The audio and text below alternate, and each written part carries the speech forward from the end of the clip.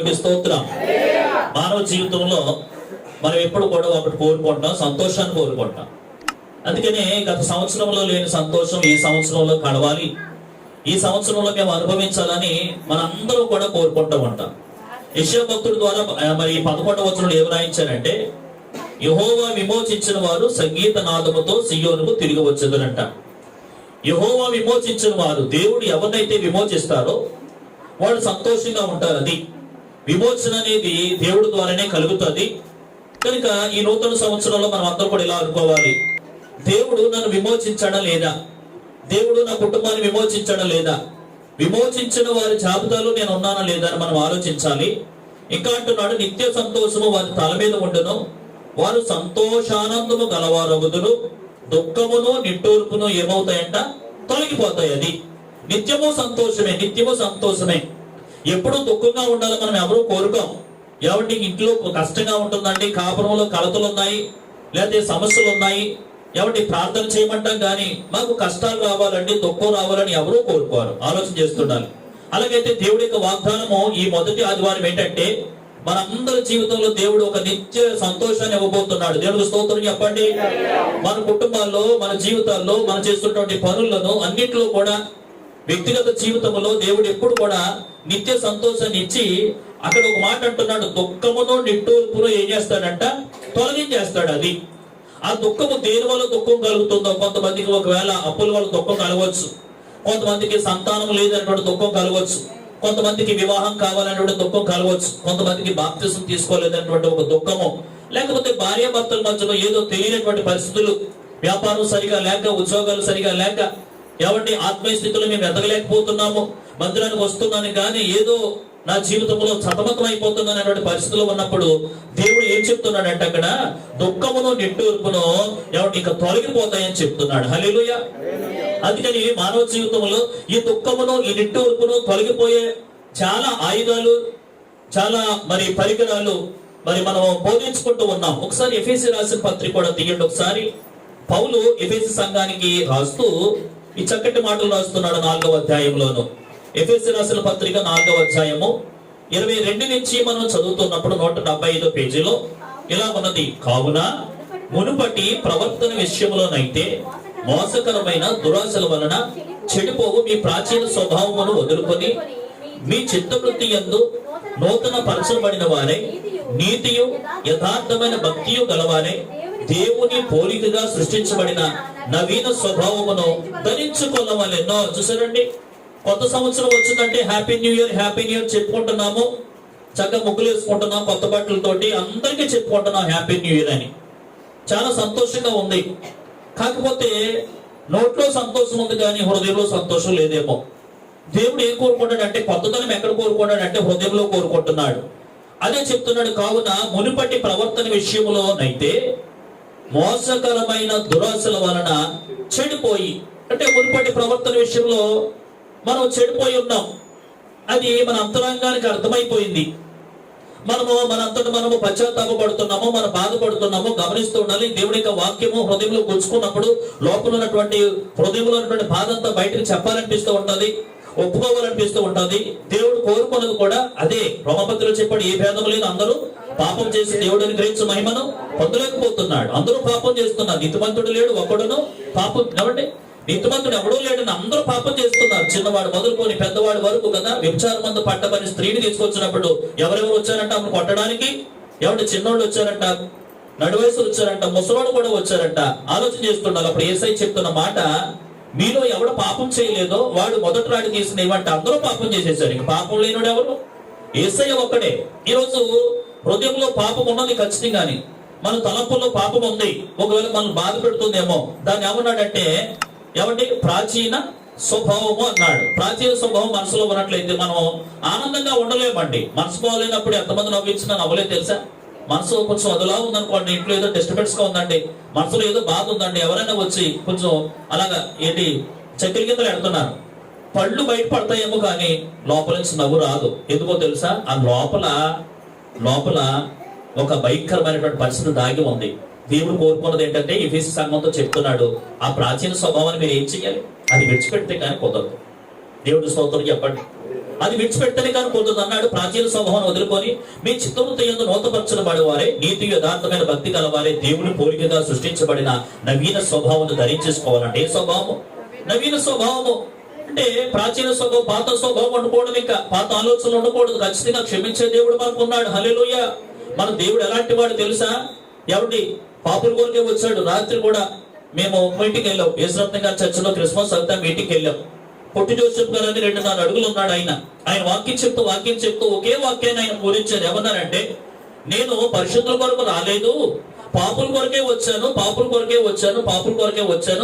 ప్రేమించడానికి వచ్చాను, పాపుల్లో నుంచి పాపం తీసివేయడానికి వచ్చానని ఆ ఉదాహరణ చెప్తూ చాలా మంది కుటుంబాలు ఎలాగ నాశనం చేసుకుంటున్నారో, ఎలా వాళ్ళ జీవితాన్ని నాశనం చేసుకుంటున్నారో ఒక ఉదాహరణ చెప్తున్నప్పుడు నిజంగా హృదయంలో పాపం అంతా కూడా బయట పెట్టాలి, ఖచ్చితంగా బయట పెట్టాలి.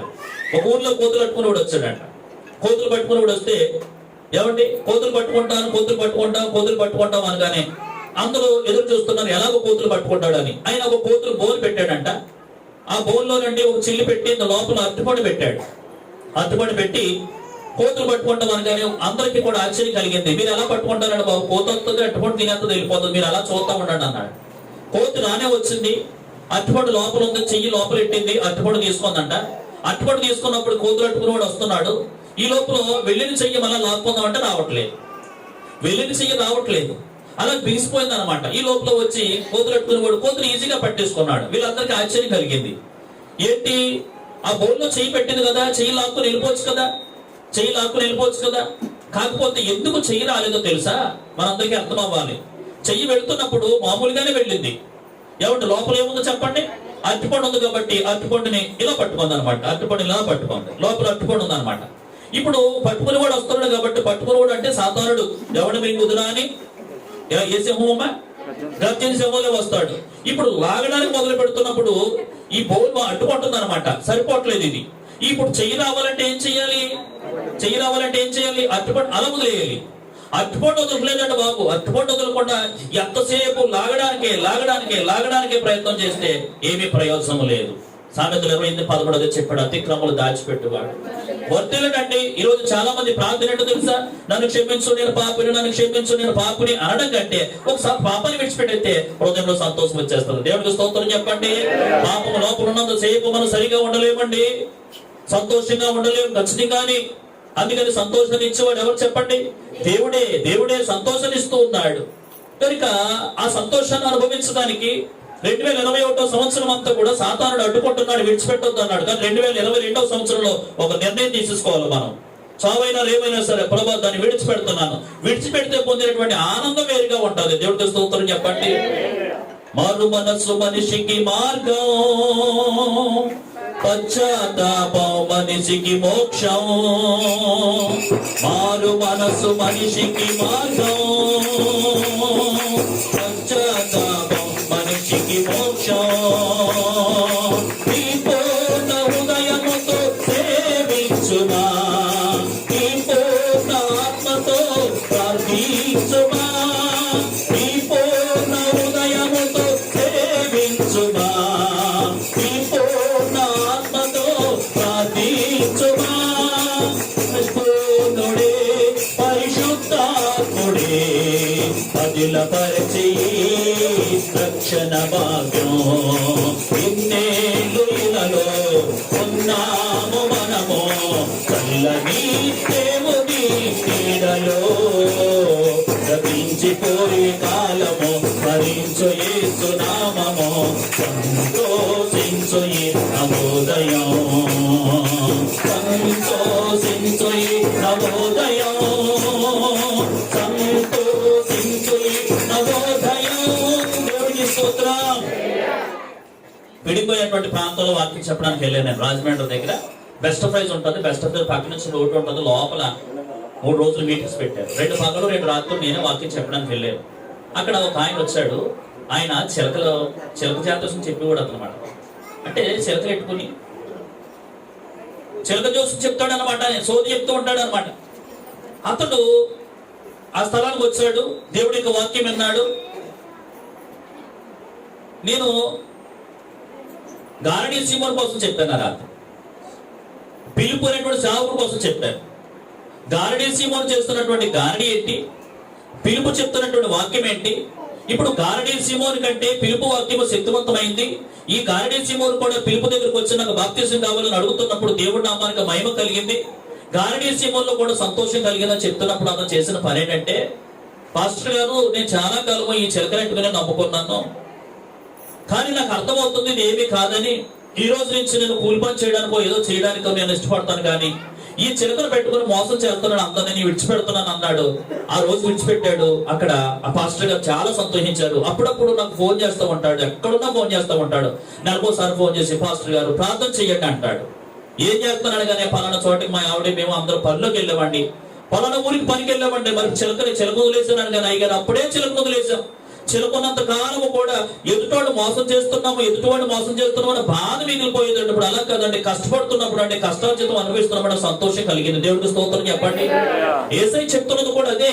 మునుపటి ప్రవర్తన చూడండి, ప్రాచీన ప్రవర్తన ఎలాగున్నది, నవీన స్వభావం ఎలాగున్నది. అంతకుముందు ప్రాచీన స్వభావంలో ఎదుటివాడిని మోసం చేసే స్వభావం ఉందేమో. ఎవడు ఎదుటివాడిని మోసం చేయాలనుకున్నప్పుడు మనకు మనం మోసపోతున్నామేమో. దేవుడు అంటున్నాడు, వాటిని విడిచిపెడితే నూతన స్వభావం ఇస్తాను. నూతన స్వభావం ఇస్తే నీ జీవితంలో నీ కుటుంబంలో ఎప్పుడు ఆనందమే ఉంటుంది. దేవుడికి స్తోత్రం చెప్పండి. అపోస్తుల కార్యగ్రంథం తీయండి ఒకసారి 16వ అధ్యాయంలోను. అపోస్తుల కార్యగ్రంథము 16వ అధ్యాయంలో ఒక చక్కటి మాట బైబిల్ గ్రంథాలు ఉన్నటువంటి వారందరూ తెరిచి, అపోస్తుల కార్యగ్రంథం అంటే 118వ పేజీ, కొత్త నిబంధన 16వ అధ్యాయము 27వ వచనాన్ని మనం చదువుతున్నట్లయితే, అంతలో చెరసాల నాయకుడు మేలుకొని చెరసాల తలుపులన్నీ తెరచి ఉండటం చూచి ఖైదీలు పారిపోయిరని కత్తి దూసి తను తాను అంటే ఆత్మహత్య చేసుకోవాలనుకున్నాడు. ఎవరైనా అంటే అతనికి డబ్బులు లేవంటారా? అతను డబ్బులు లేవంటారా? కుటుంబం లేదంటారా? ఏమన్నానే? అసలు చెరసాలకి ఎవరు ఆయన? నాయకుడు అండి. ఆ ఖైదీలందరికీ కూడా నాయకుడు అండి ఆయన. గమనిస్తూ ఉండాలి. అటువంటి నాయకుడికి ఏమనిపిస్తుంది? చచ్చిపోవాలనిపిస్తుంది అండి. ఎందుకు చచ్చిపోవాలనిపిస్తుందో చూసారా? చనిపోవాలనిపిస్తుంది. ఎవరికైనా చనిపోవాలనిపిస్తుంది అంటే ఆలోచన చేసుకోండి, ఇది సాతాని కార్యం. అది చనిపోవాలనిపిస్తుంది అన్నప్పుడు మనం ఖచ్చితంగా అనుకోవాలి, ఇది సాతాని కార్యమే. ఇతను కూడా ఏమనిపిస్తున్నాడు? చచ్చిపోవాలనిపిస్తుంది. నాకు అతి తీసుకొని నేనే పొడుచుకుని చచ్చిపోవాలి, ఆత్మహత్య చేసుకుని చచ్చిపోవాలి, ఈ బాధల్ని భరించలేని ఒకవేళ ఇతను అనుకుంటున్నాడేమో. కానీ చెరసాల నాయకుడు జీవితంలో చూడండి, 27వ వచనంలో అపోస్తుల కార్యగ్రంథంలోనే 16వ అధ్యాయము 27వ వచనం చదవండి. 27వ వచనంలో ఏమన్నది? మేలుకొని చెరసాల తలుపులన్నీ తెరిచి ఉండడం చూచి ఖైదీలు పారిపోయారనుకొని కత్తి దూసి తన్ను తాను ఏమనుకున్నాడమ్మా? అనుకున్నాడు. దేవుడికి స్తోత్రం. 34వ వచనం చదవండి. మరియు అతడు వారిని ఇంటికి తోడుకుని వచ్చి భోజనం పెట్టి దేవుని యందు విశ్వాసం వచ్చిన వాడై తన ఇంటి వారందరితో కూడా ఆనందించను. దేవుడికి స్తోత్రం. చచ్చిపోవాలనుకున్నవాడు ఏం పొందుతున్నాడమ్మా? ఆనందం పొందుతున్నాడు. చూడండి ఎంత గొప్ప సంగతం. బైబిల్ గ్రంథంలో అంటే మనం ఈ మాటలు వింటున్నప్పుడు అండి మనసు పెట్టి వినాలి. వాక్యం కూడా ఎలా వినాలంటే మనసు పెట్టి వినాలి. మనసు పెట్టి వింటే వాక్యం అర్థమవుతుంది. దేవుడికి స్తోత్రం చెప్పండి. మనసు లేనప్పుడు అర్థమవుదు. మనసు పెట్టి వింటేనండి కాంప్లిమెంట్ చేయాలనిపిస్తుంది. మనసు లేకపోతే కంప్లైంట్ ఇవ్వాలనిపిస్తుంది. హల్లెలూయా. చూడండి, చెరసాల నాయకుడు జీవితంలో రండి, ఇక నేను ఆత్మహత్య చేసుకుని చచ్చిపోవాలి, నా జీవితం ఎందుకు లేని చచ్చిపోవాలని కూడా చచ్చిపోతే అక్కడితో క్లోజ్ అయిపోయిన అతని జీవితం. ఇస్కరియోతు యోధ జీవితం ఎక్కడితో క్లోజ్ అయిపోయింది? చచ్చిపోయాడు, అక్కడితో అయిపోయిందండి. చావు పరిష్కారం కాదు. ప్రాచీన స్వభావాన్ని విడిచిపెడితే దేవుడు ఆనందం ఇస్తారంటున్నాడు. చూడండి, ఈ చెరసాల నాయకుడు చచ్చిపోవాలనుకున్నాడు, కానీ తర్వాత అంటున్నాడు, ఈ సేవకులంతా అందరినీ కూడా ఇంటికి తీసుకొచ్చి భోజనం పెట్టి అంటున్నాడు, నేను చాలా సంతోషంగా ఉన్నాను అంటున్నాడు. దేవుడికి స్తోత్రం చెప్పండి. ఈ రోజు అతని జీవితంలో ఎవరి అతను దుఃఖ దినాలన్నీ పోయి సంతోషంగా ఎలాగ మారగలిగాడంటే 29వ వచనంలో చెప్పాడు అనమాట. 16వ అధ్యాయం 29వ వచనంలో ఏమన్నాడు? అతడు దీపము తెమ్మని లోపలికి వచ్చి వణుకుచు పౌలును శీలను సాగిలపడి దీపం తెమ్మన్నాడంటే అర్థం ఏంటి? వెలుగు కోరుకుంటున్నాడు. అతనికి ఏమర్థమైందో తెలుసా? నేను ఎక్కడున్నాడని అర్థమైంది. చెప్పండి ఒక మాట. నేను చీకట్లో ఉన్నానని అర్థమైంది. దేవుడికి స్తోత్రం చెప్పండి. ఆ చెరసాల నాయకుడు దీపం తండి, దీపం కావాలి, నాకు వెలుగు కావాలి అంటే నేను చీకట్లో ఉన్నాను. ప్రతి వ్యక్తి గుర్తించాలి. ఏంటో తెలుసా? నేను చీకట్లో ఉన్నానని గుర్తిస్తే వెలిగించేస్తాడు దేవుడు. దేవుడికి స్తోత్రం చెప్పండి. నేను చీకట్లో ఉన్నానని గుర్తించాలంటే ఖచ్చితంగా. ఈ చెరసాల నాయకుడు అధికారాన్ని బట్టి గర్వపడలేదు, అతనుకున్న ధనాన్ని బట్టి గర్వపడలేదు. ఆలోచన చేస్తుండాలి. అతనుకున్నట్టు పాపాన్ని బట్టి సిగ్గుపడిపోతే ఏమన్నాడంటే, నేను చీకట్లో ఉన్నాను. ఏమంటాడు తెలుసా? నాకు వెలుగు కావాలి, వెలుగు కావాలి, వెలుగు కావాలి, వెలుగు కావాలి. ఈ రోజు వెలిగించేవాడు ఎవరో చెప్పండి? దేవుడే కదా. దేవుడు స్తోత్రం చెప్పండి. వెలిగించేవాడు ఆయనేనండి. అస్తోమ సత్యమయ అంటారు. అసతోమ అంటే అసత్యములో ఉన్నాను అంటున్నాడు. దేవుడికి స్తోత్రం చెప్పండి. తమసోమ జ్యోతిర్గమయ అంట. తమసోమ జ్యోతిర్గమయ అంటే చీకటిలో ఉన్నాను. నాకు ఏం కావాలి? చీకటి అంటే మనకు కనపడే చీకటి కాదు, మనసులో చీకటి, ఆలోచనలో చీకటి, మాటల్లో చీకటి, మన తలపులంతా కూడా చీకటి. మన దేవుడు ఎవరు చెప్పండి? మన దేవుడు ఏమై ఉన్నాడు? లోకానికి వెలుగై ఉన్నాడు. దేవుడికి స్తోత్రం. మరి ఈ వెలుగులోకి రాకపోవడానికి కారణం చెప్తున్నాడు. యోహాను సువార్త 3:19 తీయండి ఒకసారి. అపోస్తల కార్యానికి ముందు ఉంటది. యోహాను సువార్త 3వ అధ్యాయము 19వ వచనంలో మంచి మాట ఉంటది అక్కడ. చూడండి, ఆ తీర్పు ఇదే. వెలుగు లోకంలో, మన లోకంలో ఉన్నాం కాబట్టి వెలుగు లోకంలోకి వచ్చును. కానీ తమ క్రియలు చెడ్డమైనందున మనుషులు వెలుగును ప్రేమించక ఎక్కడికి వెళ్ళిపోయారు? చీకట్లోనే ప్రేమిస్తున్నారండి. ఎందుకు వెలుగులోకి రావట్లేదు తెలుసా? ఎందుకు వెలుగులోకి రావట్లేదు తెలుసా? తమ క్రియలు చెడ్డమైనందున. మన క్రియలు సరిగా లేని కారణాన్ని బట్టి ఏం కోరుకుంటున్నాం తెలుసా? చీకటినే కోరుకుంటున్నాం కానీ వెలుగునంత మాత్రం కోరుకోవడం లేదు. హల్లెలూయా. ఈ రోజు ఏం కోరుకోవాలో తెలుసా? వెలుగును కోరుకోవాలి. చెరసాల నాయకుడు ఏం కోరుకున్నాడు చెప్పండి? వెలుగును కోరుకున్నాడు. కాబట్టి ఏం తెమ్మన్నాడు? దీపం తెమ్మన్నాడు. దీపం వెలిగించి ఆ వెలుగులోంచి ఇవన్నీ చూస్తున్నాడు. చెరసాల పునాదులను అదిరిపోయి కానీ ఖైదీలందరూ పారిపోయారని అనుకుంటున్నాడు. పౌలుసీలను కూడా అక్కడే ఉన్నారు. అప్పుడు ఆలోచించాడు. దేవుడికి స్తోత్రం చెప్పండి. ఒక వ్యక్తి సంతోషంగా ఉండాలంటే, ఎవరిని ఆనందంగా ఉండాలంటే, ప్రభువులో ఆనందంగా ఉండాలంటే ఒకటి గుర్తించాలంటే ఏంటో తెలుసా? నా మట్టికి నేను ఎక్కడున్నాను? చీకట్లో ఉన్నాను అని తెలుసుకుంటే చాలు.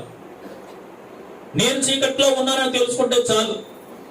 నాకేమీ పర్వాలేదులే, నేనేమీ కాదు, నేనెంతో తెలుసా. ఈ రోజు ఆలోచన చేస్తుండాలి. కనుక చీకట్లో ఉన్నానని అర్థమైంది చెరసా నాయకుడికి. అతనికి వెలుగు వచ్చినట్టుగా వాక్యము సెలవిస్తున్నది. దేవుడికి స్తోత్రం చెప్పండి.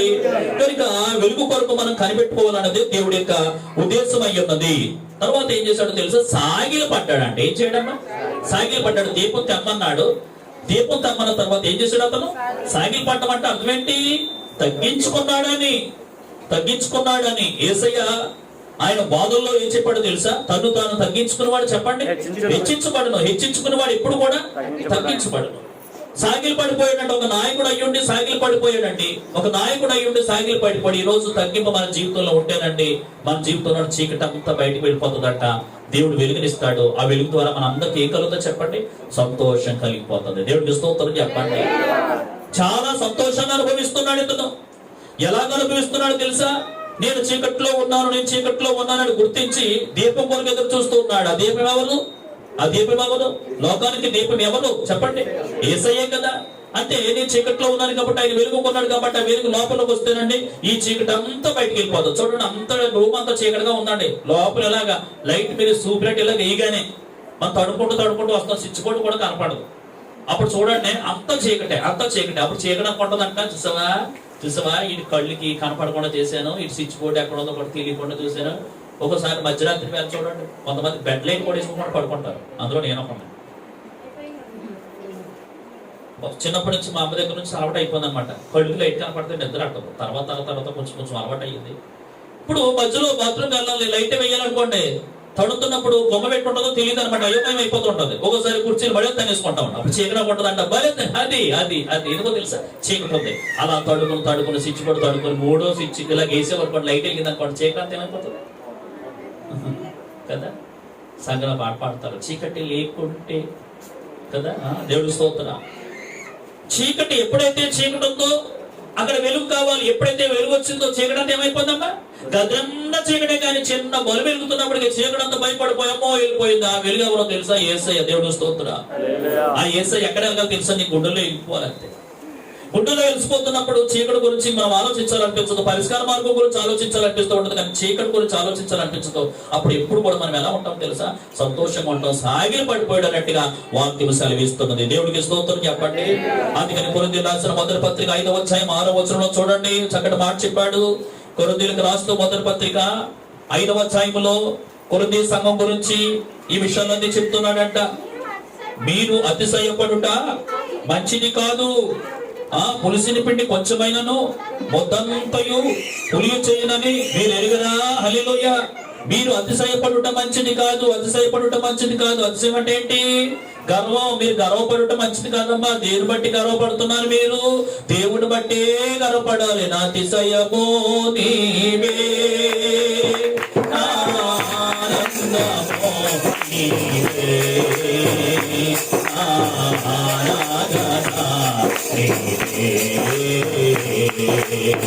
జ్యోతిమయుడా, నా ప్రాణప్రియుడా, స్తుతి మహిమలు నీకే.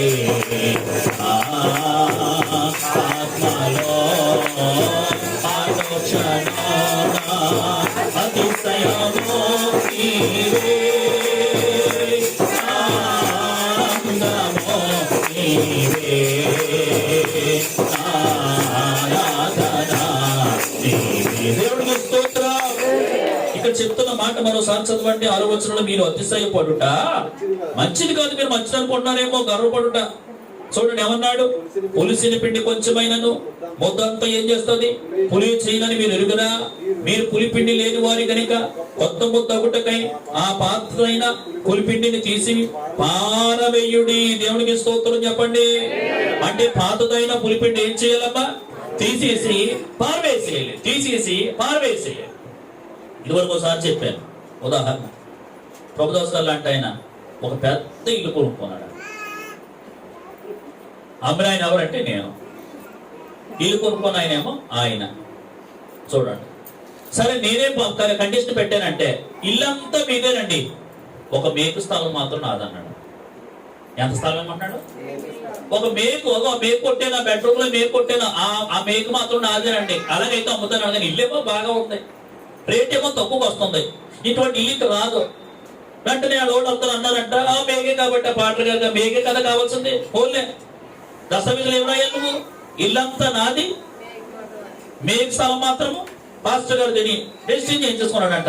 ఆయన అనుకుంటున్నాడు భలే సాగుగా ఇచ్చేసాడు ఇల్లు, భలే సాగుగా ఇచ్చేసాడు, భలే సాగుగా ఇచ్చేసాడు. తెంగరోళ్ళగా ఉన్నాడు ఈ పాస్టర్ గారు, భలే సాగుగా ఇచ్చేసాడు అనుకుని అన్నాడు. అందరూ అన్ని సర్దేసుకున్నారంట.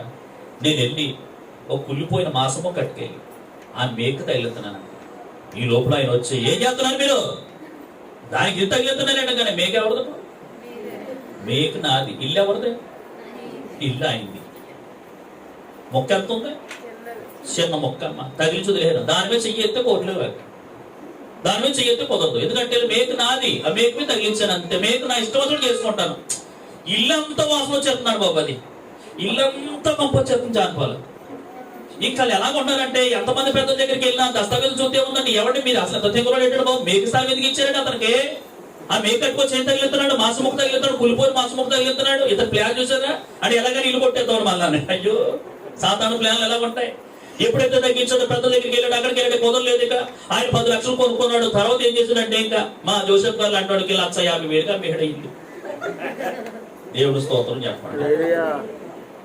ఆయనకి ఎందుకు కావాలి? ఇంకా ఆయన కూడా మరి మేకుస్తాను. దేవుడికి స్తోత్రం. అది అలాగే ఉండిపోతుంది. నాకు 50,000 ఇచ్చేసాడు. నాకు ఎంత లాభం వచ్చింది? 9,50,000 లాభం వచ్చింది. అలా లాభం పొందుతాడు సాతానుడు. ఇక్కడ చెప్పండి, చదవండి. ఇప్పుడు చదవండి ఏమన్నాడు? మీరు అతిశయపడుట మంచిది కాదు. పులిసిన పిండి ఎంత ఉంటుందమ్మా? కొంచెమే. పాలు తోడెట్టడానికండి, పాలు ఏమో 100 లీటర్లు ఉంటాయి. అందులో పెరిగి ఎంత వేస్తారు? 10 లీటర్ల. ఒక స్పూనే వేస్తారు. ఒక స్పూను పెరిగండి మొత్తం 100 లీటర్ల పాలన్నింటినీ కూడా అలాగ అదిలించుకుంటూ కూడా ఆ పాలు ఎందులోకి మార్చి తెలుసా? పెరుగులోకి మార్చేస్తారు. దేవుడు స్తోత్రం చెప్పండి. ఎక్కడైనా సరే 100 లీటర్ల పాలు ఆ స్పూన్ పెరుగుని ఎవడు పాలులోకి మార్చమనండి. సాతానుడికి అంత బలం ఉందండి. అందుకని సాతానుడు ఎదిరించాలంటే మన అంత కుదరదు. అందుకని మన దేవుడు ఎవరో తెలుసా? సర్వశక్తిమంతుడు. దేవుడి స్తోత్రం. దేవుడి దగ్గర సాగిలి పడిపోవాలి. అది ఈ నాయకుడు చేసిన పని ఏంటో తెలుసా? నేను చీకట్లో ఉన్నాను అని గమనించాడు. అంతేకాకుండా ఏం చేయాలి తెలుసా? సాగిలి పడిపోయినట్టుగా వాక్యం సెలవిస్తుంది. యెషయా గ్రంథం 29వ అధ్యాయము 19వ వచనం మాట చూపించి నేను ముగించేస్తున్నాను. యెషయా గ్రంథము 29వ అధ్యాయము 19వ వచనములో చూడండి ఏమన్నాడు? యెషయా గ్రంథం 29వ అధ్యాయం 19వ వచనం. యెహోవా యందు దీనులకు కలుగు సంతోషము అధికమగును. సంతోషం గురించి మాట్లాడుకుంటున్నాం. నూతన సంవత్సరంలో దేవుడు సంతోషం ఇవ్వాలి మనకి, మన కుటుంబాలకి, మన సంఘానికి, మన వ్యక్తిగత జీవితాలకి. సంతోషం దుఃఖంలో ఉండిపోయాం. 2021లో దుఃఖంలో ఉండిపోయాం.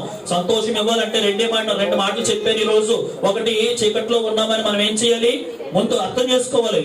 చీకట్లో ఉన్నవాడు దేని కోరుకోవాలి? మనము వెలుగును కోరుకోవాలి. రెండోది ఏమన్నాడో తెలుసా? సాగిలి పడిపోవాలంట. అందుకని ఇక్కడ ఏమన్నాడో తెలుసా? యెహోవా యందు దీనులకు కలుగు సంతోషము అధికమైపోతూ ఉంటుంది. దేవుడికి స్తోత్రం చెప్పండి. అంటే దీనులు అంటే తగ్గించుకుని వారి కంటే సంతోషం ఎలా ఉంటుంది తెలుసా? అధికంగా ఉంటుంది. గర్వపడే వారికి అధికారం చూడండి, సంతోషం ఉండదు. చాలాసార్లు ఉదాహరణ చెప్పాను. 5,000కి గొడవచ్చిందంటే, చిన్న మోసే 5,000కి గొడవచ్చిందంట. ఏలనుకుంటుందంట, చూడు నేను ఎంతలో ఉన్నాను చూసావా, ఎంతలో ఉన్నాను తెలుసురా అన్నదంట. ఇది అనుకుంటుందంట, ఎవరినన్నా జాగ్రత్తగా ఉండి చెప్పాలంటే నేనే చెప్పాలని ఇది అంటుందంట. మీరందరూ అలా ఉండండి, అందరూ లైన్లో నుంచోండి, నేను ఎలా ఉన్నాను, పొడుగ్గా ఉన్నాను, నేనే పెద్దోడని ఇది అంటుందంట. అసలు బంగారం ఎవరికి పెడతారు? నాకే పెడతారు. ఇంక ఇది ఎందుకు పనిచేద్దాం? బడిలో పిల్లలు అడగడం తప్ప ఇంకెందుకు పనిచేస్తుంది? ఈ 4 కలిసి ఏం చేస్తారో తెలుసా? దీన్ని హేళన చేస్తానండి. నీకేమీ లేదని, ఏమీ లేదని అన్నారని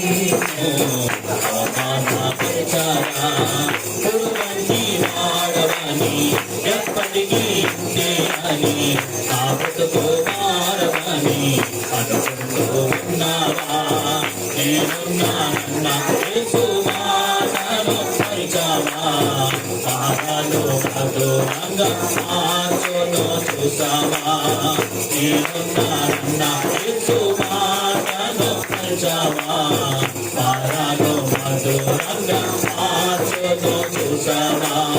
నీవే అమ్మా కరుణించు యేసుని విడువకురమ్మా అవనపడకమ్మా.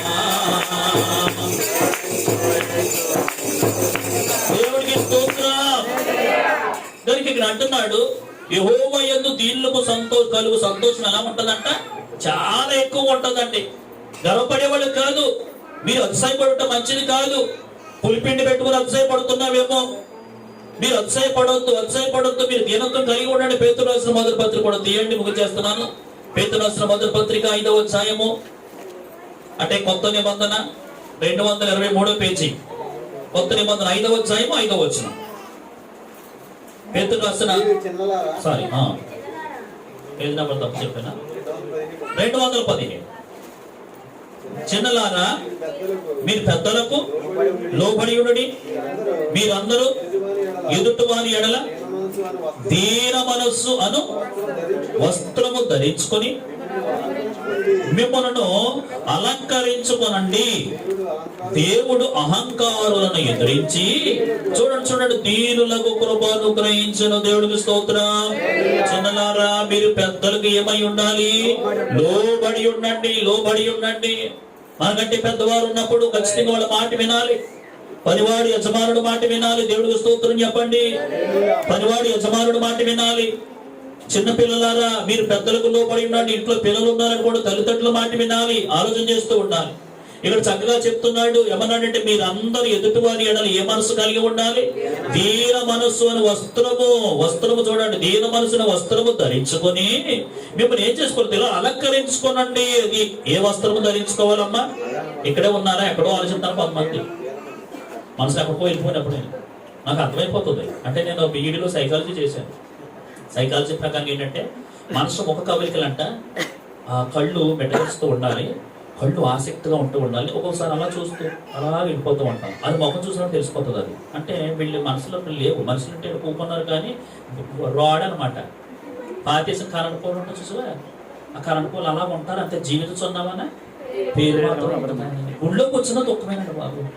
గుళ్ళోకి వచ్చిన ఆలోచన అంటే అలా వెళ్ళిపోతూ ఉంటుంది. గొప్ప దేవుడికి వస్తాం. హల్లెలూయా. ఈ లోపల పాస్టర్ గారు ఏం చెప్పారు? ఏం చెప్పారు? అమ్మ మళ్ళీ ఎప్పుడు మంగళవారం ఎప్పుడు పొడ పెట్టాను వెళ్ళలేదు కదా. అమ్మ ఎల్లు నువ్వు గుడికెళ్ళు కానీ గుడికెళ్ళు కూకో కానీ నువ్వు ఆలోచన అంతా నా మీద ఆలోచించు. ఏమంటే సాతాను ఎన్ని ప్లేరాతలు తెలుసు. అందుకే చెప్పాను సాతాను చాలా బలవంతుడు తెలుసా. మన శక్తి సరిపోదని సాధారణ గారికి మనం ఏం చేయాలని మన శక్తి సరిపోదు. సాధారణ ఇంటింటికి తిరుగుతాడు. దేవుడు స్తోత్రం చెప్పండి. చూడండి ఇక్కడ ఎవరున్నాడో తెలుసా? దేవుడు తగిన ఏమన్నాడమ్మా, చిన్నపిల్లల మీరు పెద్దలకు లోబడండి, మీరు అందరూ ఎదుటివాని ఎడ దీనమనసిన వస్త్రమును ధరించుకొని అప్పుడు అలాగే అలంకరించుకోవాలంట. అలంకరించుకుంటే ఏమన్నాడు? దేవుడు అహంకారులను ఎదిరించి దీనులకు ఏం చేస్తాడమ్మా? కృపను గ్రహిస్తాడండి. అహంకారం ఎదిరిస్తాడు. ఏ అహంకారంతో ఉన్నావో, ఏ అహంకారంతో ఉన్నావో. నెబుకద్నెజరు అహంకారం ఏంటో తెలుసా? బబులోను సామ్రాజ్యంలో ఇంత కట్టింది, పట్టణాన్ని అంత కట్టింది ఎవరు అనుకుంటున్నారు? నేను కాబట్టి కట్టాను. కాదు అలాగనుకున్నాడు. వెంటనే గర్వమనచి గద్దెను దింపి గనులనైనా మేపవ గడ్డిని. దేవుడికి స్తోత్రం. అతిశయినట్టు మంచిది కాదు. అందుకని శరసాల నాయకుడి జీవితంలో చచ్చిపోవాలనుకున్నాడు. కానీ ఏమంటున్నాడమ్మా? పాస్టర్లందరూ ఇంటికి పిలిపించి అయ్యగారు కొంచెం బిర్యానీ వేసుకోండి మాస్టర్. అయ్యగారు గుడి సెట్ వేసుకోండి, కొంచెం అన్నం తినండి. ఇలా అందరితో ఏం చేస్తాడు ఇప్పుడు? ఎవరిని ఖైదీలతో ఉండవలసిన వాడు సేవకులకి ఎవరిని పరిచయం చేసేస్తున్నాడండి. సేవకులు పరిచయం చేస్తున్నాడండి. సేవకులు కొట్టినటువంటి వాడు 30 వచనంలో సేవకులు ఏమంటున్నాడు? అయ్యలారాన్ని సంబోధించేస్తున్నాడు. దేవుడికి స్తోత్రం. అంటే అతను ప్రాచీన స్థితి ఏమైంది? విడిచిపెట్టేసింది, మారిపోయింది. ఏ స్థితి వచ్చేసింది ఇప్పుడు? నవీన స్వభావం వచ్చేసింది. ఏ మనుషులోనూ సరే ప్రాచీన స్వభావం విడిచిపెట్టగలిగితే, నవీన స్వభావం రాగలిగితే అతను ఎలా ఉంటాడు తెలుసా? సంతోషంగా ఉండడానికే ఈ రోజు ఈ శరీర రక్తం. దేవుని స్తోత్రం చెప్పండి. ఈ శరీర రక్తాలు చేత్తో పట్టుకున్న వాళ్ళు అండి ఇక ప్రాచీన స్వభావం ఉండకూడదు. ఖచ్చితంగా ఎవరి బట్టి వాళ్ళు స్వపరిధి చేసుకోవాలి. ఎవరికి చెప్పకూడదు మన పాపం, మన అపరాధము. ఏదో చిన్నదే కావచ్చు, పెద్దే కావచ్చు. గొప్పని ఈ నెలంతా కూడా భయంకరమైన బూతులు మాట్లాడేసాం. వెంటనే మాట చెప్పాలి, ప్రభువా ఈ నెలంతా బూతులు మాట్లాడు, నన్ను క్షమించు నాయన. మాట చెప్పాలి. ఒకవేళ విరోధంగా ఉన్నాం, ప్రభువా నేను విరోధంగా ఉన్న నన్ను క్షమించు నాయన. సమాధానం లేకుండా ఉన్నాను, ఇప్పుడు భార్య భర్తల మధ్యలో గొడవలు ఉన్నాయి, ఆ గొడవలు ఉంటే నన్ను క్షమించు నాయన ఒక మాట చెప్పి అప్పుడు ఆ శరీరం తీసుకుని ఆ శరీరాన్ని తింటేనండి అప్పుడు దేవుడు ఆనందం పొందుతాం. అట్టి కృప దేవుడు మనందరికీ కలుగ చెయ్యును గాక.